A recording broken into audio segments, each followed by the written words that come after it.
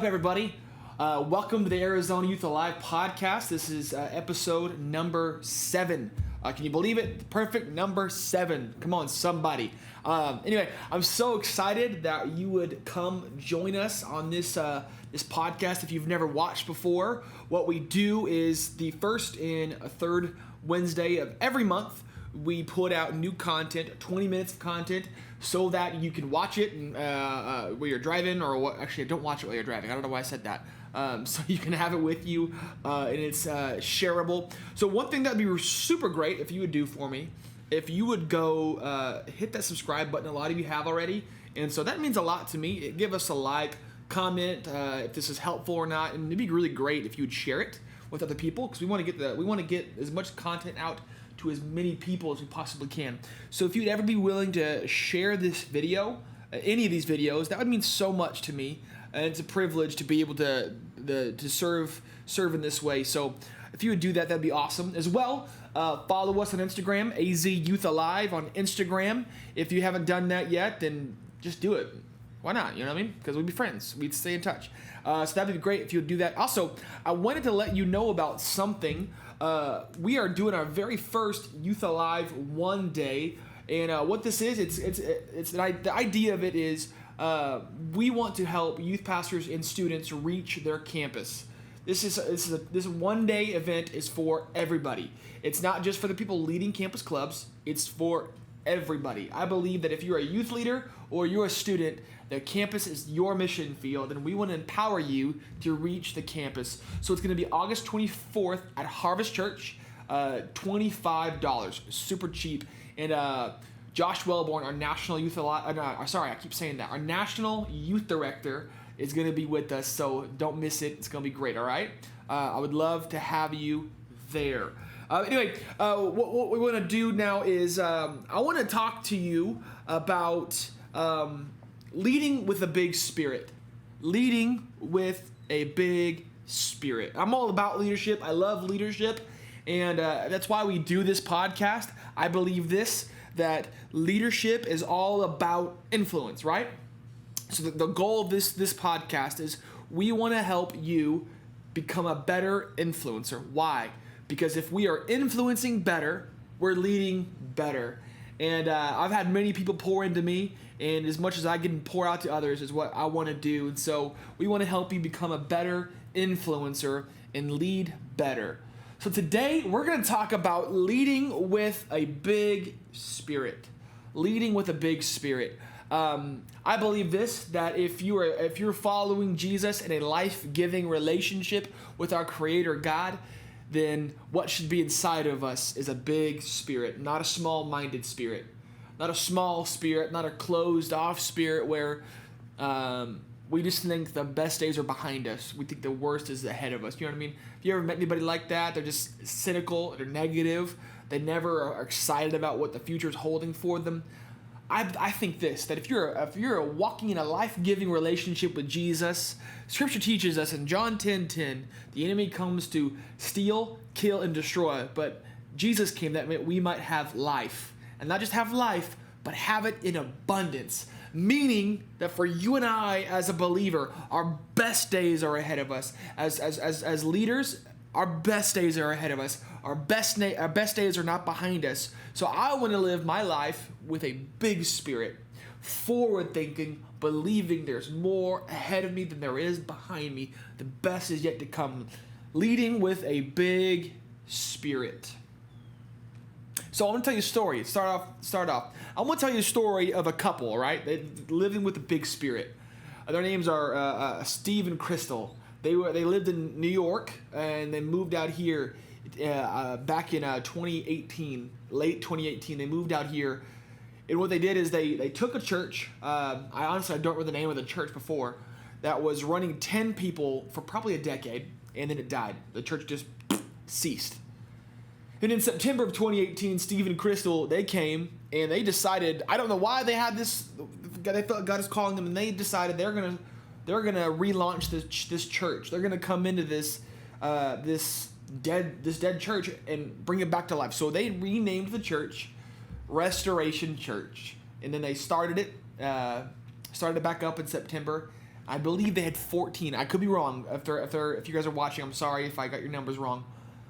But anyhow, they started the church, right? And they're going. And then in December of 2018, December 3rd, I got to go be with their youth group and meet their students. They had 12 students. So already they had grown from September to December. And I was with their youth, and I got to speak on a Sunday morning. And I knew God was up to something in that church because they are top-tier leaders, and they're big-spirited leaders. Anyhow, I got to do a campus club training with their students. And one of those students that was in that club training, her name was Genesis. Now, Genesis, she's awesome, man. She felt, I think God might want me to start a campus club. And I said to myself, let's go. Let's do it. I'm all about it. And she was nervous, just like anybody would be. She was nervous. And she told me, she's like, I'm not a speaker. I'm not that type of person, but I just feel like God has called me to do this. So I said, let's go. So not only the youth pastors and the senior pastor are living with the big spirit, but Genesis learned big-spirited living from them. And so on January 7th, Genesis started the campus club at her school. And I think they had 28 on their first meeting. And from January 7th to now, the year finished and the club exploded, and they ran, I think, around from 28 to 40 consistently every Thursday. And not just that, but their youth ministry went from 12 in January to by March, they were nearing the 50 mark on a regular basis. The campus club exploded, and the youth ministry grew as a result of it. Not only that, the church started to run from 10 to 100 in just a few months. It's just insane what God is doing there. It's blowing my mind what God is doing because of these big-spirited leaders. And then, here's where it gets even crazier. On March 21st, Genesis, with her Youth Alive Campus Club, brought us in to do a school assembly, or what we call a 7 project. So we went in and we spoke to every student in her school that morning. And it was awesome. It was great turnout and great response.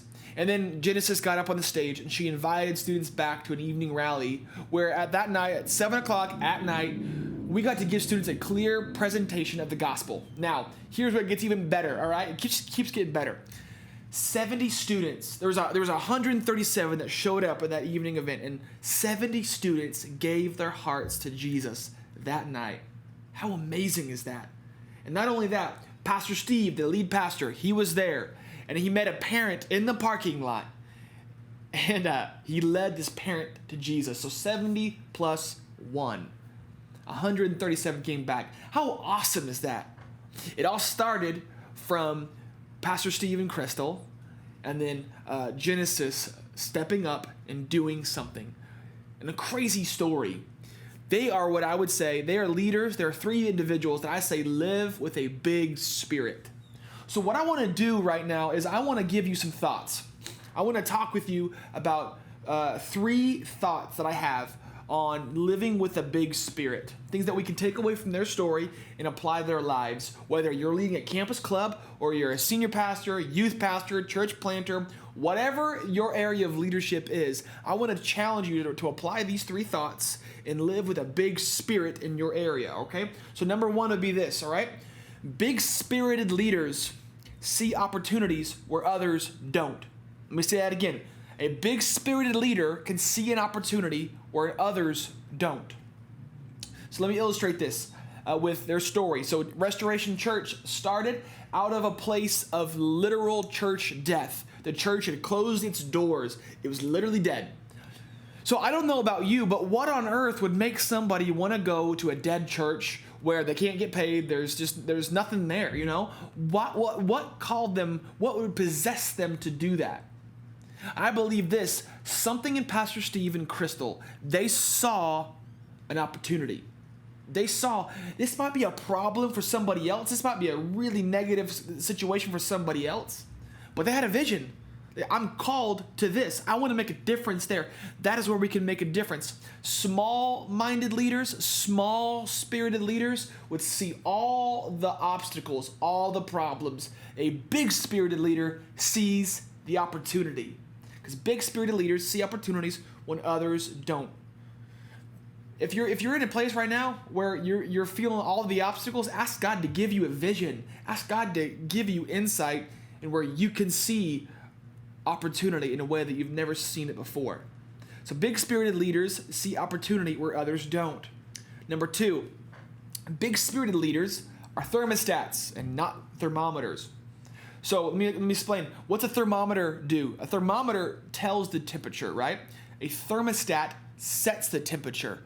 Steve and Crystal, they came and they said, you know what? The culture here, whatever, the situation of this church, the past of this church, it might be this, but I'm not gonna settle for that. I'm gonna bring the temperature up. I'm gonna raise the level up. And then they did that, and it was inspiring, so much so that Genesis was like, man, I'm seeing them make a difference. I want to do something. And so when you set an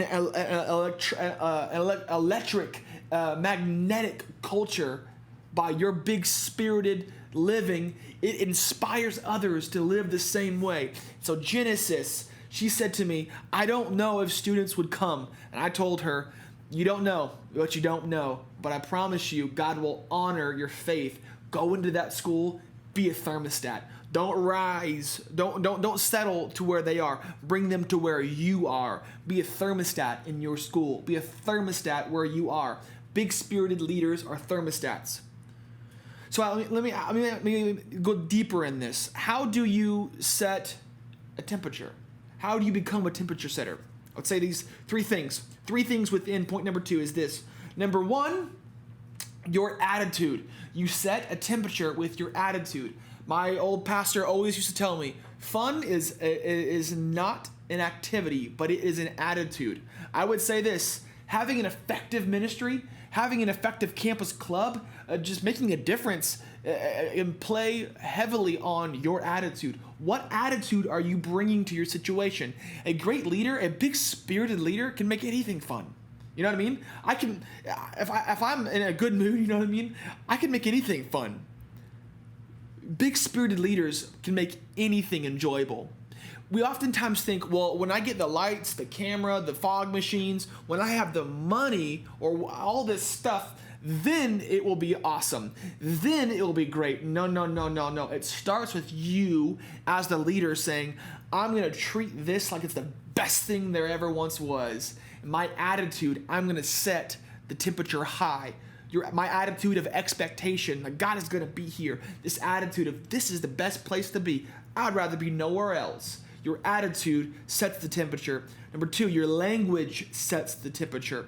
What are you speaking into the situation? What are you saying about your campus club? What are you saying about your church? Do people hear in the way that you communicate that you genuinely believe in what you're doing? If you all the time talk about how your club is lame, or if you all the time talk about how your church is lame, or it's not that fun, or it's not that exciting, no duh, people won't want to be there, right? But no, if I walk into this podcast and I say, hey guys, this is going to be a lame talk. No, right? Like, I'm passionate. I believe that this is going to help somebody. And I believe that God has given me a desire and a dream to help people. And I believe this is going to help somebody. So I'm going to speak life into my situation. I'm going to speak life into this podcast. I'm going to speak life into Youth Alive. I'm going to speak life into our campus clubs and into our 7 projects. What are you speaking over your church, your club? What are you saying? Your language affects the atmosphere, the temperature. Number 3, your authenticity. Listen, my friends, if you're disingenuous, if you're fake, people will sense that. People want to be around real people. People don't want to be around fake people. They want to be around real people. Don't pretend you have it all together just to impress people, because it doesn't work. Let people see that God is working in you as well. Because if people can see that God is working in the leader, they'll say, oh my goodness, she's an actual person. I want to follow her. I want to follow him. And that sets a temperature, an atmosphere of expectation from God when you live your life with authenticity. So how do you set a temperature? How do you set a life-giving temperature and be a thermostat? Number 1, by your attitude. Number 2, by your language. Number 3, by your authenticity. And number 3, big-spirited leaders lead for the one. Big-spirited leaders lead for the one. What does that mean? You think about this. Crystal and Steve had every right to go like, oh, there's not that many people there. I don't have to bring excellence. I don't have to bring my best. I can just kind of slack off. I can just write my message in the last minute. Or I can just do this at the very last minute. I can just wing it because there's not that many people here. It's not that. I've literally talked to some individuals, and they've told me, like, hey, there's not really that many people here tonight, so we can just kind of wing it. And I would say you are robbing the individuals in your club or your church of God's best. God gives his best to all of us. So if we're leading people, we've got to lead to the one. Give the one our very best. Why? Because, listen, if you can't be faithful with the one that God gives you, why would he give you more? Why would he bless you with the abundance? Why would he bless you with the growth? Big-spirited leaders give their best to every single one. And here's the truth. It only takes one to start a movement. One of the stories I love to talk about is the story of Andrew meeting Jesus and then going and getting his brother and bringing his brother to Jesus. In John chapter 1, we hear the story of Andrew meets Jesus, and the first thing he does, he says, I got to get my brother. And he goes and gets his brother, Peter, and he brings him to Jesus. And then Jesus gives him the call on his life. And then Peter goes on to preach the gospel. 3,000 people come to faith, and the Christian movement is started. So listen, it only takes one to start a movement. What if Genesis was the only person in their church, and they treated her like, this isn't really that worth it. It's not worth giving my best. But no, they went in and they said, I'm going to lead my best, even for the one, and watch what happened. Genesis took off. And now she's going into ministry. It's amazing. She graduated high school. She's going into Dream City College. It's awesome. But it started with Crystal and Steve being a big-spirited leader in leading for the one, empowering the one, and watching her literally transform her school. Literally. Lead to the one. Big-spirited leaders lead to the one. So quick recap. Number one, big-spirited leaders see opportunities when others don't. Big-spirited leaders are thermostats, not thermometers. Big-spirited leaders lead for the one. So let me leave you with 3 quick questions to reflect on, okay? Number one, what are the opportunities in front of me that I am not willing to see? Ask yourself, what are the opportunities in front of me that I'm not willing to see? What are the obstacles that I'm not willing to see as opportunities? And ask God to give you fresh vision. Number two, what temperature do I set in the areas that I lead? Is my language life-giving? Is my attitude high level? Am I living with authenticity? Number three, how do I treat the people that I do not think that I need? Do I give my best to some, or do I lead for the one? So my friends, I challenge you to live with a big spirit and watch what God will do. It's my honor to spend time with you. So please subscribe, share this video, share this podcast. Let's get the content out to as many people as we can. Because remember this, if we're influencing better, we're leading better. And my heart is to help you influence better and lead better in every area that you're in. So stick around after this. We're going to show you a promo video. Also, if you want to register for the Youth Alive One Day, go to youthaliveenday.com and register there. And until next time, let's reach every student in every school. Love you guys.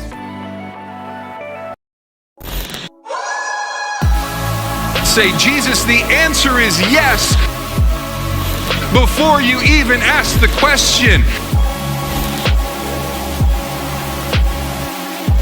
That is a heart of obedience.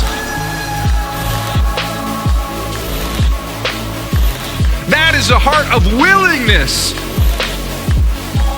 to trust that God has a better plan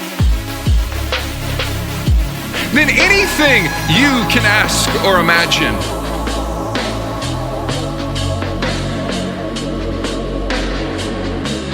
The answer is yes.